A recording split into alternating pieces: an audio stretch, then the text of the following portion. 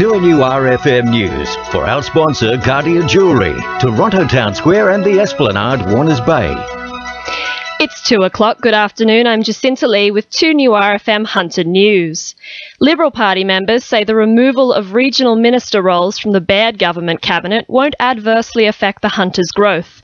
The Hunter was just one of 5 areas whose portfolio was delegated to a parliamentary secretary, with the state opposition calling the move spiteful against those experiencing a large Labor swing last weekend. Hunter Parliamentary Secretary Scott McDonald says the Premier is committed to the Hunter's revitalisation. He is committed to the Hunter region, Newcastle. He sees it as certainly the growing regional city in New South Wales. It's the second biggest city. It has a very exciting future. It is reinventing itself, and I think we can all be proud of that. Health concerns are mounting as the Hunter is labelled one of the most polluted parts of Australia. The region's health and environment groups are calling for better national air pollutant laws after the Hunter topped a list of areas of concern for air pollution nationwide. Nicola Rivers from Environmental Justice Australia says coal mines are the major factor in health concerns for the region. So a study released recently, specifically on the Hunter, said that the health costs from the coal mines, the massive coal mines in the Hunter, were about $600 million a year. And as pollution increases, this particulate pollution increases, the health costs will increase, the illness will increase. According to the latest report by the Productivity Commission, Hunter residents living near coal seam gas mines could expect the value of their land to diminish. The potential damage to land, water and public health associated with close proximity living to the mines is said to be a contributing factor. The report arrives on the back of a recent state parliament inquiry into the costs of gas, which revealed the move to export could lead to material costs for some gas users, including through higher prices. Hunter TAFEs could soon become like a sausage factory, the New South Wales Greens say. The education institution has been shuffled in Cabinet to become a responsibility of the Industry Minister, John Barilaro.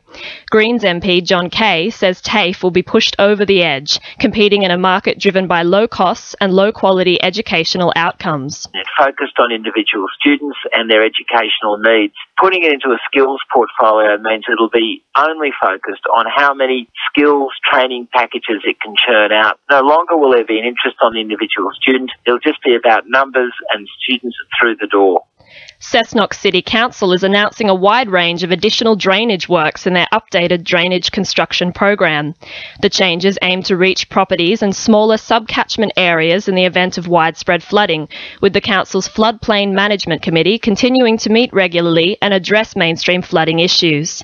Director of Works and Infrastructure Justin Fitzpatrick-Barr says the upgrades are an important move for the local community. I think it's a great move by Council, and I think it's a good step forward, and I've got to thank the officers here for identifying these localised issues and getting on top and making councillors aware that we can fix some of these localised issues when given an opportunity.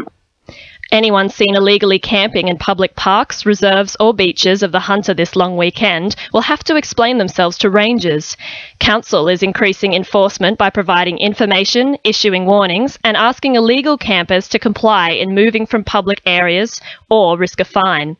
Compliance Services Coordinator for Newcastle, Darbinzel Matorbe, is hoping Council can get the message across in a friendly manner. The message that we really want to put out is that campers really are quite welcome to the city, but what we will certainly be wanting people to do is to go to those areas that are designed to house campers and to stay away from the areas where camping is prohibited, because that potential for conflicts with other uses of those public spaces is very real.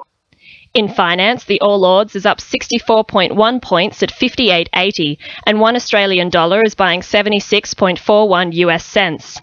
And updating sport now, Knights enforcer Beau Scott is under the keen watch of the Parramatta Eels, who joined the Dragons and West Tigers in attempts to sign the player for the next season.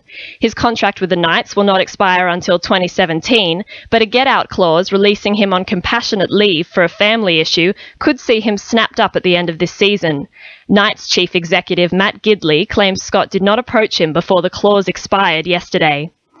Liam Foran is set to return to Australian shores on a 12-month contract with the Cessnock Goannas. The former NRL and UK Super League player returns on the back of 2 seasons with the Salford City Reds in the UK. Foran has previously been affiliated with newly appointed Goannas coach Craig Miller. And Andrew Hull has launched his international football career with a hat-trick in a 5-1 win against Myanmar. The Jets winger will progress with the Olyroos to the final qualifying rounds for the 2016 Olympics in Rio.